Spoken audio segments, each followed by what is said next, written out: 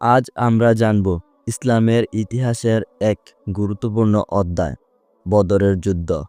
এটি ছিল সেই যুদ্ধ যা সত্য মিথ্যার ফয়সালা করেছিল, মুসলমানদের জন্য নিয়ে এসেছিল এক গৌরবময় বিজয়। মক্কার কুরাইশরা দীর্ঘদিন ধরে মুসলমানদের উপর অত্যাচার চালিয়ে আসছিল। নবীজি সাল্লাল্লাহু আলাইহি সাল্লাম ও তার সাহাবীরা যখন মদিনা হিজরত করলেন, তখনও কুরাইশরা তাদের ক্ষতি করার ষড়যন্ত্র করেছিল।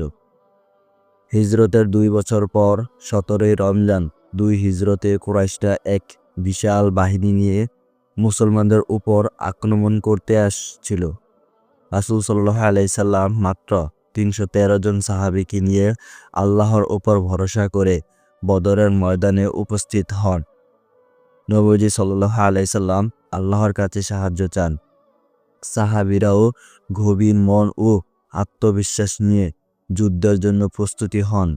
আল্লাহ তাআলা ফেরেশতাদের দ্বারা মুসলমানদের সাহায্য করেন। এই যুদ্ধে মুসলমানরা অলৌকিকভাবে বিজয় লাভ করে কুরাইশদের প্রধান নেতা নিহত হয় আর মুসলমানরা মহান বিজয় অর্জন করে।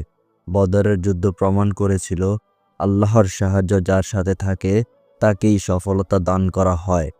বদরের যুদ্ধ আমাদের শিখিয়েছে সংখ্যার চেয়ে ঈমান, সাহস ও আল্লাহর প্রতি ভরসা প্রকৃত শক্তি। ওই ঐতিহাসিক যুদ্ধ আজও আমাদের জন্য অনুপ্রেরণার উচ্ছ্বাস। ভিডিওটি ভালো লাগলে অবশ্যই কমেন্ট করে জানাবেন এবং চ্যানেলটি সাবস্ক্রাইব করে দিবেন। ধন্যবাদ।